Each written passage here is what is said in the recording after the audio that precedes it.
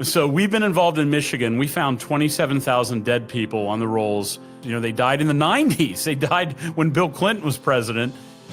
Keeping our republic is on the line, and it requires patriots with great passion, dedication, and eternal vigilance to preserve our freedoms.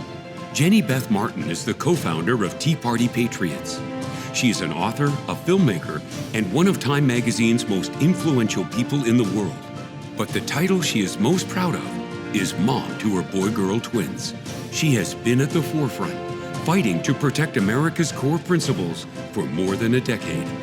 Welcome to the Jenny Beth Show. Today we are joined by a good friend of mine who I've worked with for many years in the election integrity space long before the year 2020, J. Christian Adams. He's the president and general counsel for the Public Interest Legal Foundation. Christian, thanks so much for joining us today. It's great to be here, Jenny Beth. So tell everyone a little bit about your background, and then we'll get into some of the work that you're doing with your organization. So I'm an election lawyer. I used to be at the Justice Department many years ago in the voting section. I brought a bunch of cases there, like the new Black Panther voter intimidation case. I left the Justice Department. There's a whole book about that. But now, and for the last 15 years, I've been working with election integrity, Public Interest Legal Foundation. I'm the president. All we are is a nonprofit law firm dedicated to election integrity. So what are some of the cases that you have been successful in your history with Public Interest Legal Foundation? Oh, goodness. Successful. We rewrote redistricting law in the Fifth Circuit, which is Texas, Louisiana, Mississippi. We won a case in the Fifth Circuit case, a Court of Appeals in Bonk, that essentially said the left can't use racial coalitions to draw congressional seats. We've done transparency litigation around the country so you can get records. We've struck down Delaware's vote by mail and early voting is unconstitutional, struck down an entire state voting scheme. Virginia, we've stopped them from violating the law on a statewide level by accepting ballots late after the election. Those are just a few of them. There's a lot of cases out there we've been fighting a long time. That's really amazing. So right now, some of the things that you're working on are very interesting and kind of alarming. The one I think that is the most alarming is that you're defending people right now who receive death threats for supporting Donald Trump for president. Yeah, it's a federal court case in Philadelphia. Right before the election, Jenny Beth, this is America, remember, these people got death threats in the mail. They were actually lick stamp type letters. And it said, you know, we noticed you support Donald Trump. You better be careful. We're going to come in the dead of a cold night. Your cat's going to get shot. Your family's going to endanger. You're in the database, and much more can happen to you. These are actually letters that our clients got in the mail. So we filed a federal court case, voter intimidation, Klan Act. We filed a Ku Klux Klan Act case about these death threats. And, you know, why wasn't the postal inspectors making arrests by now? I mean, maybe Inspector Clouseau works there, but there should be people in jail now for sending these death threats. And do you have any idea why it's taking so long? No, but I have good news on that. The judge in the federal judge in the case allowed us to do third-party discovery. We asked for it, and they granted our ability to file discovery against the U.S. postal inspectors, the Pennsylvania State Police, the local yokel police who have dropped the ball here. All the people who should have arrested somebody by now, we're going to get their records through third-party discovery and either find out why they dropped the ball or find out what they're doing. Well, that's really good. It doesn't matter who you support for president. You should be able to do so freely and without the threat of physical harm. It's just alarming to me that happened. Our side of the aisle should not be issuing death threats if we don't like who people vote for. The other side of the aisle shouldn't be issuing death threats to us if they don't like it. I mean, this is America. You're right. Yeah, it's central to a civil society. A lot of places around the world, this is common. A lot of other times in history, this is common. But America is an ideal. It's a place where you can speak your mind freely and vote without threat of a guy with a 30-06. And don't forget, Jenny Beth, they had to have cased out their houses to see the signs, right? They picked people who they knew had signs in their yards before they sent the death threats. I'm very glad that you're getting discovery on this, because it is alarming to me that this is going on. And Christian, I think something very strange is happening in the state of Pennsylvania anyway. We had we had President Trump being his attempted assassination. Someone from the same city also was plotting something against President Trump. We have the governor's mansion there, a Democrat, where it got burned. And now we're learning about these death threats in Philadelphia. It seems to me, as a person who supports grassroots and has been doing so for a decade and a half, something is amiss underfoot in the state of Pennsylvania, and they need to get to the root of what's going on that emboldens people to make them think they can take such drastic, dangerous action. The governor, as you mentioned, had his house torched, and this is the same governor who's been decrying political violence, right? And for good reason. Like, this is not a country that has we think we're better than political violence. Well, the governor needs to jump in here too. I mean, there is a wholesale lack of response to Trump supporters getting death threats. That really, we all know what would happen if the shoe was on their foot, don't we? We all know, and rightly so. If Harris voters were getting death threats, the institution should spring to action and protect us. That's right. So I'm glad that you are working to help defend these people, and I hope that we do get to the bottom of it, and the people who sent these letters are held accountable and prosecuted to the fullest extent of the law. Now, Christian, it brings us to another point, and that is you should be able to have signs and tell who you're supporting if you want to do so. But also in America, normally we have secret ballots, don't we? Oh, boy. Yeah, another bedrock principle, right? Like, hey, you shouldn't be killed for who you vote for, and no one should know who you vote for. And unfortunately, that's not always the case. Now, why is it important to have secret ballots before we go into where it's not happening? Yeah, well, freedom is the first reason. Like, in other words, you actually get to vote for who you want. And a long time ago, 100 years or so, some states didn't have secret ballots. It was called the Australian ballot, because the idea of a secret ballot came from Australia, and states across the country implemented the secret ballot to get rid of corruption, to get rid of intimidation. And it was like in the reforms of the 1870s, 1880s, 1890s, and it became part of American culture, right? You have a secret ballot. Well, unfortunately, because a lot of states, including Texas, went to early voting, where they have voting centers where you can vote no matter where you live in the county, and they'll produce your ballot for you so you get the right dog catcher race. Those ballots are no longer secret. We can look up how people voted who voted in early voting sites because of the system that they use. I know this sounds a little crazy and kooky, but it also is true. And we have the governor's ballot, we have the first lady's ballot, we have ballots of state court judges, we have ballots of 30,000 people just in Harris County, which is Houston, who voted early voting in the election. And do they make these ballots available for public information, or is there like a problem with the software that made it possible to see the ballots? It's both. Remember, they have to generate the ballot at an early voting site to match your part of the county that you live in. And so that creates a whole electronic sculpture, right? Like they're molding the ballot, so it's your ballot. And when that happens, it's leaving digital fingerprints as to who you are that go back to the original voter file. But it's also like a game of Sudoku. That's how we have the governor's ballot, because he was the only person that voted in that precinct in Austin at a certain time on a certain day, because he had to sign in. And then when you look at the ballots, because of the disclosure part, it's easy to match up which ballot is Governor Abbott's. And the same is true across the state of Texas. It's not just Governor Abbott. It's our plaintiffs, our clients who are suffering, some of whom said they're afraid to vote because their ballot is going to be outed. And you can think of 1,000 ways this can be abused by the left in particular. College admission, government jobs, all sorts of things, by figuring out how people voted.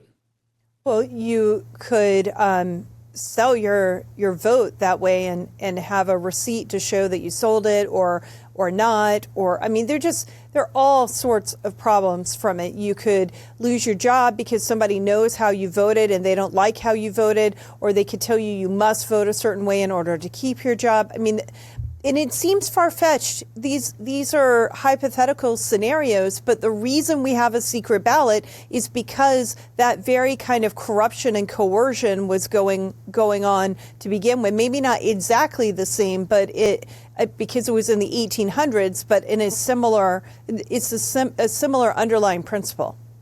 You were exactly right, Jenny Beth. It is such a bedrock component of American political culture. And look, I will tell you, Harris County, Texas has responded to our lawsuit and said, there's no such thing as a right to a secret ballot. That's their defense. I'm serious. They say that it's not in the Constitution. And you know what? That's what a tough argument we're making, that it actually is part of the First Amendment to have your political association be private. And, you know, if we lose this case, it's up to the states apparently to fix the problem. But Texas knows there's a problem. Look, Texas admitted that this is an issue by instructing their county clerks not to disclose certain information that Texas law requires them to disclose that allows you to do the Sudoku puzzle to figure out the ballots. So they know this is not some far-fetched, Looney Tunes situation. It's actually happening. We know that the Supreme Court has ruled that you have the right to association without disclosing who you've associated with. That happened back before man landed on the moon, and that's what protects 501c4 and 501c3 organizations. And it happened with the NAACP and the state of Alabama, if I remember that properly, correct? Yeah, I'm so glad to hear that you nailed it. I mean, that is it. The NAACP versus Alabama case, you exactly are on target. And we had a case, I think Tea Party Patriots may have even signed letters and briefs on this. The case out of California just a few years ago where California was demanding all of our unredacted Schedule Bs. And we were saying, no, that's political privacy. So there's a history in this country of protecting private political action. And the very basic private political action is when you go and cast your vote. There are a lot of people who never want anyone to know how they vote. You and I are probably a lot different. I know I'm a lot different with that. I have no problem telling people who I'm voting for. But just because I'm okay with it doesn't mean that, say, my mom would be okay with it or my next door neighbor would be okay with it. And they have the right to keep that private if they so choose. They still get to vote, and they should not be forced to disclose it, and that their vote should not be used against them as they want to make a living and live their life in this country. Yeah, so you're a warrior in the space, so people, you don't really care if they know how you voted. I will tell you, I will always vote no on a bond increase in Fairfax County, Virginia, right? I'm always going to vote no. It never gets a yes from me. That's how I voted. But a lot of people don't want you to know that. They want to vote in secret because they're not political warriors. They are just regular people who love American traditions like the secret ballot. Okay, so this brings us to another, regarding the secret ballot, so and sticking with it, it brings us to another situation. There are a lot of people right now who are saying, well, I want to see my ballot online. When I go cast my vote, I want to have like a receipt so I can go and see my own ballot. And they think that will help make the election process more secure. So what's happening in Houston, they're not supposed to be able to see their actual own ballot, I don't think. But the point is that a lot of people in the election integrity space are arguing for that. And you and I would contend that the secret ballot is more important than that level of transparency when it attaches a ballot back to the person. And I'm not saying that the people who are arguing for it are bad people. They care very much about election integrity. They just maybe haven't understood the kind of persecution that can happen because of political beliefs and association that you and I have encountered. I sure hope that they're getting a printout of their ballot, that they can look at it, that they can see that their ballot was who they voted for. I mean, it should happen in the polling area. I confess I don't know exactly what happens in Houston on that score, but it's very important that the system of elections lets the voter see who they voted for. But here's the scary thing, and I think you and I may have encountered this discussion somewhere recently in more detail. Is the vote the circle next to the name, or is it the barcode, right? The QR code that has the vote. It ought to be the circle next to the name, but I'm afraid it might be the QR code. So even if you do get to look up the ballot, whether or not the QR code is the same as what you filled in is the question. And so ballot secrecy is super important because the left is diabolical in their ways that they'll figure out how to abuse this if they ever figure out they could abuse it. Okay, and speaking of that QR code matching or not matching the circle that you fill in, we know for certain in Georgia in the year 2020, not 24, but 22, that in the primary election in DeKalb County, Georgia, there was an error with the QR code not matching. We know that there was an error because a lady who was on the ballot said, in my own home precinct, nobody voted for me, and I know I voted for myself. So I should have had at least one vote. And her husband voted for her, so she thought she should have had two. You know, it's possible he lied, so maybe she only had one, but there was 0 in her own precinct.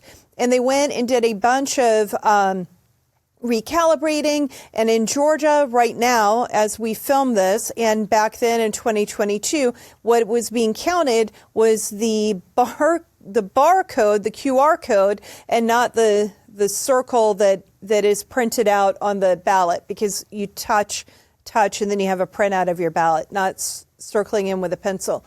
So as it turned out, there was something wrong with the way, there was somebody who dropped off the ballot, and that person was no longer appearing on the ballot at all, but there was a mistake made, so it was still in the QR code. So when people went to vote, they were voting like for the second person down, the name of the lady who ultimately won, but it showed up with a QR code as a different person. And it was just very, very messed up. I saw those QR codes, like I saw the printout of the ballot and then the readout of the QR code, which looks different, and they weren't matching.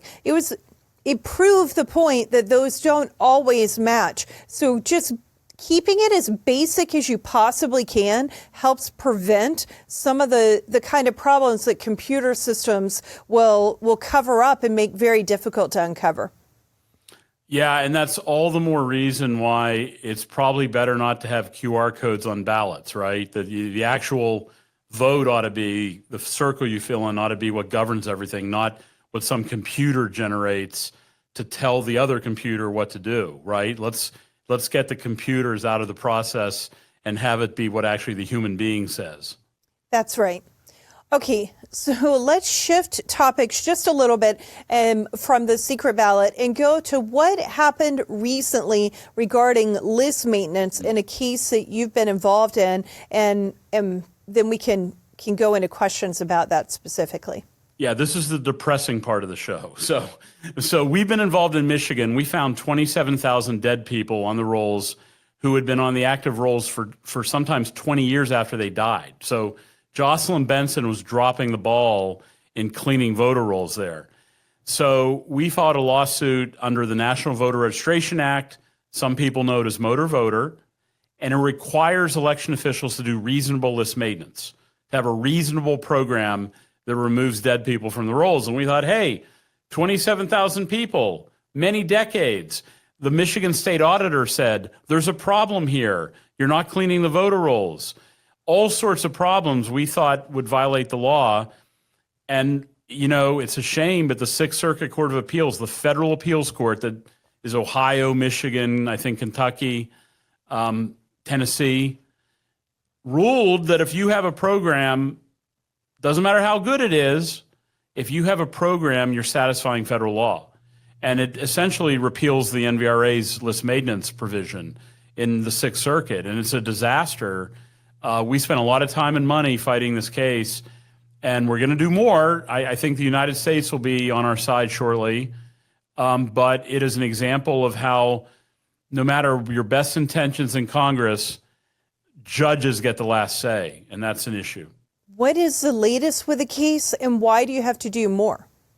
So a panel in the Sixth Circuit in Cincinnati, made up, interestingly enough, of everybody from Michigan, 3-judge panel of federal judges on appeal, held that Michigan's fine. It's hunky-dory. It doesn't matter how bad their voter rolls are. All that matters is if they have a program to address it. We argued the proof ought to be in the pudding. They argued if they have a program, we're good enough, and they won. And this has implications across the country. Everybody concerned about dirty voter rolls, it will impact those concerns because there isn't much you can do about it if the federal courts have said dirty voter rolls are not a problem as far as the federal law goes.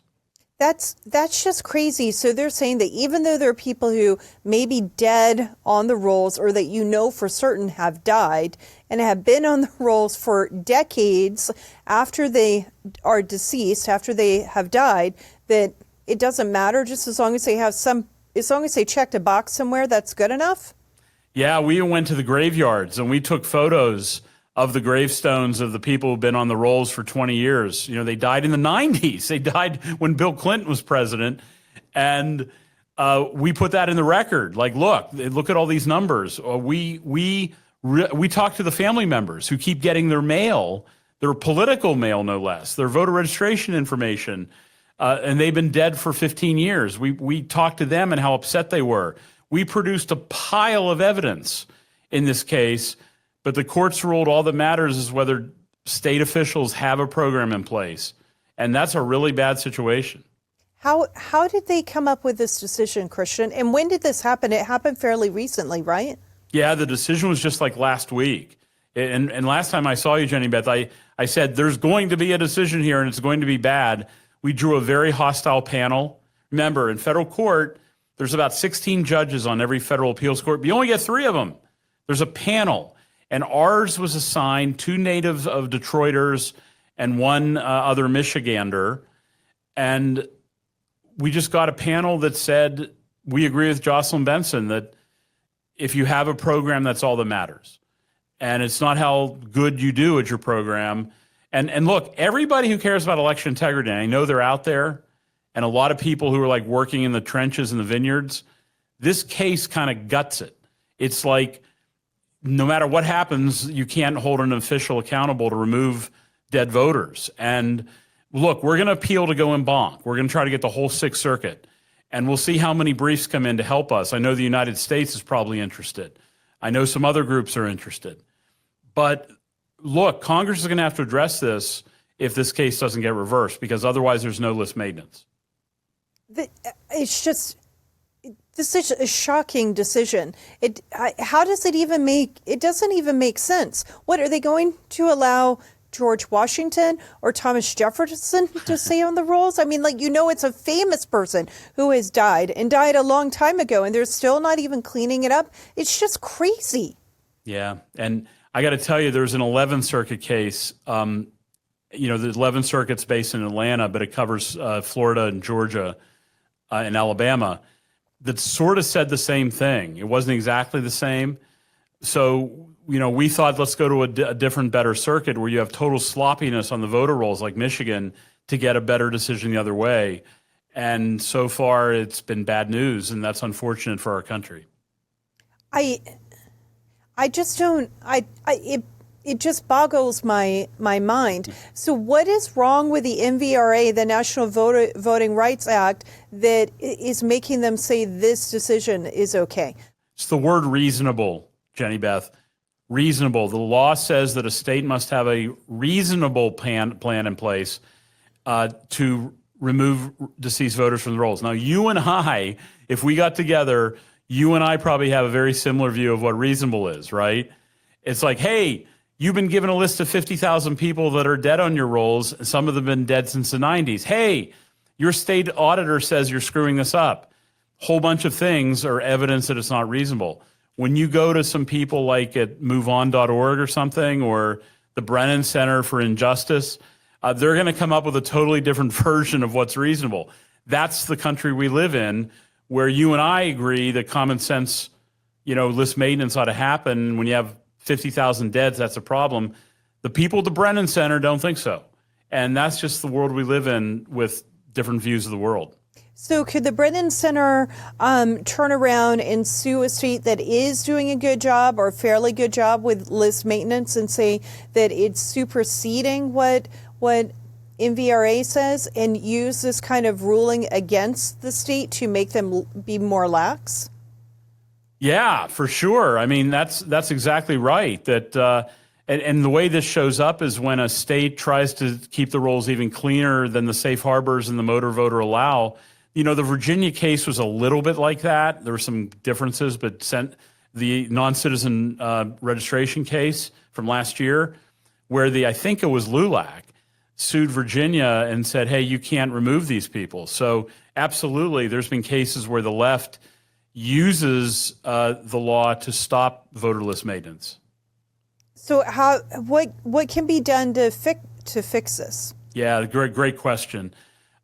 Look, first of all, what can be done is we're going to file an en banc appeal. We're going to try to, stay on this case and get a reversal from the en banc. But that's not always easy.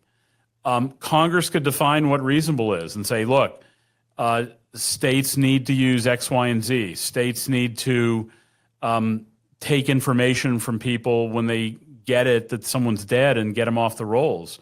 States need to not use outdated databases. There's a lot of sort of standards that could be put in place that they aren't using in Michigan, I can promise you.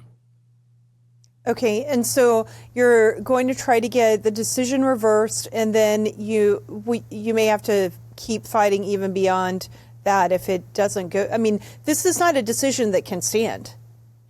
It's a drag. I mean, we've been pouring a lot of time and money into this for years. This case goes back 5 years ago or more, when six, where we went to Michigan and said, hey, you got a problem. We want to help you fix it. And they wouldn't even return our phone calls, right? Like, they wanted nothing to do with list maintenance. They wouldn't meet with us. They wouldn't take our lists. They were just jerks, frankly. And I hate to say that, but they were. And they ignored it. And they wanted nothing to do with list maintenance. And now they get to dance a victory dance. So welcome to, Jocelyn Benson, really? She's running for U.S. Senate, right? The Secretary of State of Michigan. This is a woman who should care about this stuff, not treat it like it's a nuisance. So it really is going to make people aware of what kind of shop she's been running in Lansing when she runs for U.S. Senate. Okay, and then are there any other cases that you're working on that you think people would be interested in knowing about? Well, there's tons, Jenny Beth, but I got to share just one out of Oregon that's kind of funny. Well, at least it's funny to me. So we sued Oregon because they were taking information from ERIC, the Electronic Registration Information Center, and ERIC was telling them that somebody was dead, like Jenny Beth Martin died, take her off the voter rolls. So Oregon was taking people who were alive off the voter rolls and then shredding all of the records. And there's a 22-month federal obligation, 22 months under federal law, to keep records. And Oregon it was like, take the money and run. It was like, delete them from the active voter files by mistake and then shred everything. And so we sued Oregon for violating federal law for using the ERIC records this way. And now they have agreed in a consent decree or a written agreement to actually follow federal law and preserve records because they weren't doing it before. It's a small little case, but it shows you how crazy things get. Yeah, you kind of just go from one extreme to another, but between states. There are things that they could do that just seem like such common sense things that most Americans would agree on, and yet we just have trouble even agreeing on the common sense things. Election officials are often full of themselves. I'm on the Election Assistance Commission Board of Advisors, which is a convoluted process, but let me just say I had to go to a meeting last week of the Board of Advisors. It was filled with election officials. They don't think they ever mess up. They don't think they do anything wrong. And so when you're up against that sort of mindset, they're not a big fan of any scrutiny.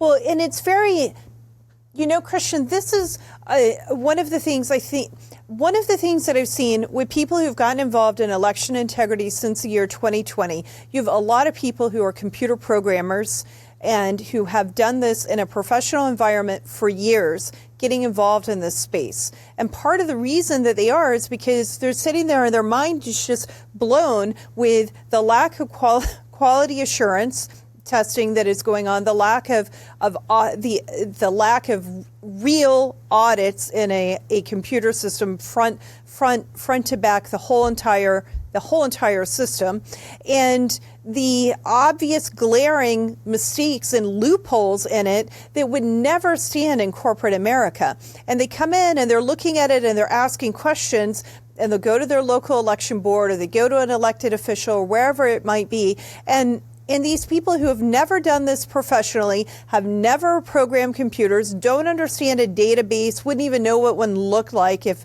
it bit them, are like, no, you're wrong. I've been told that it's this, and I know that I am right and not making a mistake at all. And you, who've done this for 20 or 30 years in your professional life, don't know what you're talking about. So that attitude that you're talking about, we see it across the entire country from election officials. And sometimes they are wrong. They may be an expert on the law, but the law is much different than a computer program. And the case in Harris County highlights that.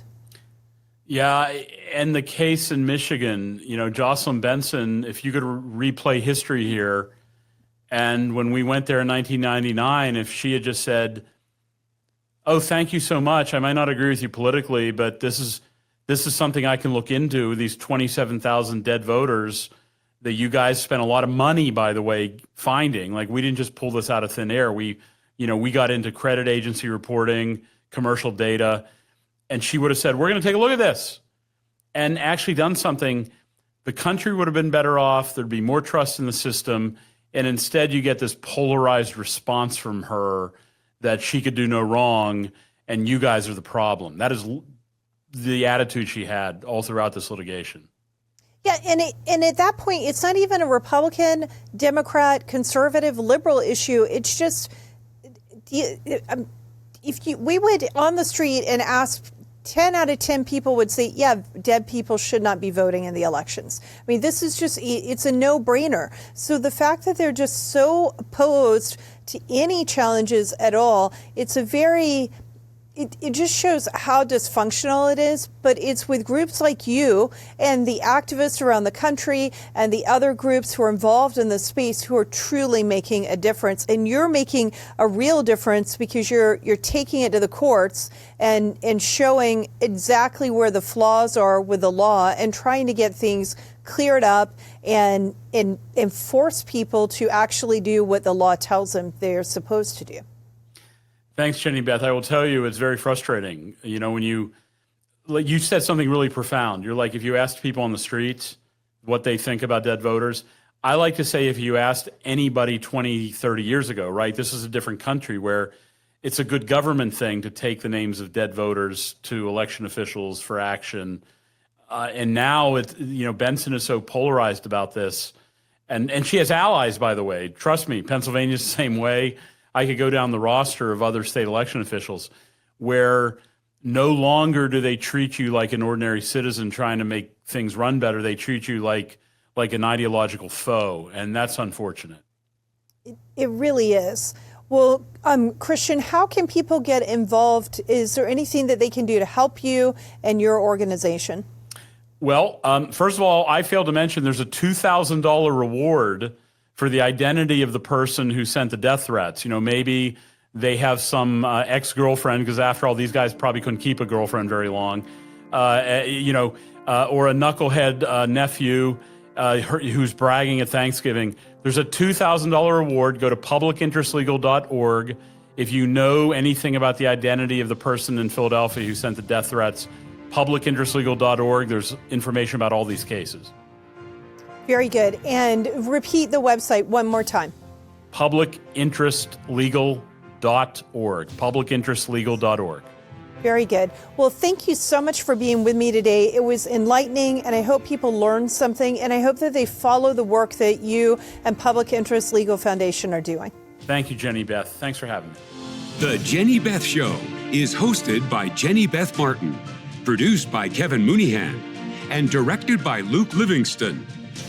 The Jenny Beth Show is a production of Tea Party Patriots Action. For more information, visit teapartypatriots.org.